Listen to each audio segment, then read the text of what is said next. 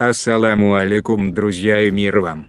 Вас приветствует Чечен-синдром. Магомед Юсупович Юсупов, Мустафинов, родился в Чечне в 1912 году, в селении Старая Сунжа. Работал в Грозном водителем. Когда началась Великая Отечественная война, ушел на фронт добровольцем. С первых дней войны сражался на Юго-Западном фронте. В одном из тяжелых боев его часть попала в окружение и была взята в плен. Когда фашисты стали вывозить трудоспособное население на работы, его отправили в Италию. Один из последних лагерей, в котором Магомед содержался, находился в провинции Павия. Его определили в рабочую команду, состоявшую из советских военнопленных. Отсюда вместе со своими друзьями Семеном Пантелиным из Москвы, Хачиком Саркисяном из Армении и Сулейка Нияшвили из Грузии, при содействии итальянских патриотов он совершил побег. При этом Юсупов захватил с собой фашистский грузовик и оружие охранника, который был к нему приставлен, как к водителю автомобиля, а самого охранника пришлось убить. Магомед примкнул к антифашистскому движению итальянских коммунистов, войдя в 51-ю ударную партизанскую бригаду Артура Капеттини, добровольческий корпус Либерасьон, которая действовала в провинциях Павия и Моден. Много дерзких по замыслу и характеру боевых операций осуществила советская группа итальянских партизан с участием Магомеда Юсупова. Итальянские женщины вышивали для них платки с эмблемой бригад и отрядов, в рядах которых они сражались с фашистами, вязали им шерстяные носки, лечили раненых и делали все возможное, чтобы облегчить их страдания, усугубляющиеся тоской по родине и семье. Однажды к партизанам прибежал молодой встревоженный итальянец. Он сообщил, что к их селу идут фашисты, и попросил помощи.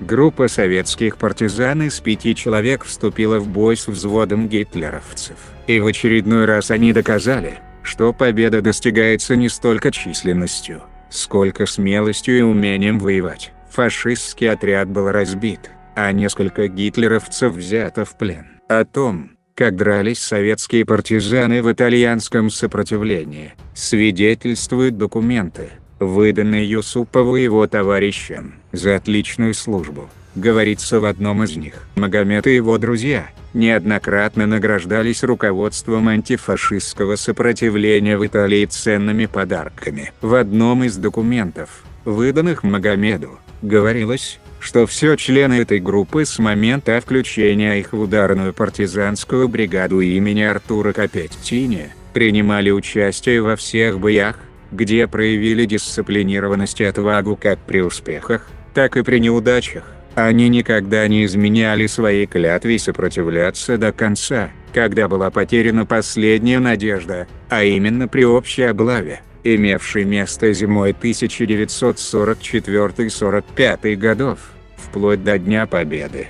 В справке о демобилизации, выданной Магомеду комиссаром партизанской бригады «Спартаком» и командиром бригады «Роса», было отмечено, что он дисциплинирован и всегда среди первых в бою. Юсупов бережно хранил удостоверение патриота, в котором говорится: «От имени правительства и народов Объединенных Наций мы благодарим Юсупова Магомеда за то, что он воевал с врагом на полях сражений, сражаясь среди патриотов, среди тех людей, которые принесли оружие к торжеству свободы, развертывая наступательные операции, выполняя акты вредительства, предоставляя военную информацию». Удостоверение заканчивается словами: «Владельцы этого аттестата будут приветствовать в освобожденной Италии, как патриота, который воевал за честь и свободу». Друзья и боевые товарищи Магомеда очень любили его за верность идеалам свободы и храбрость. В 1945 году, после победы над фашистской Германией, Магомед вернулся в Грозный, где узнал, что его родственники и все чеченцы высланы в Среднюю Азию и Казахстан. В Грозном ему предложили работать в карательных органах и вылавливать своих же земляков, скрывающихся в горах. Но Юсупов отказался, и в 1946 году переехал из Грозного в Алмату к родным.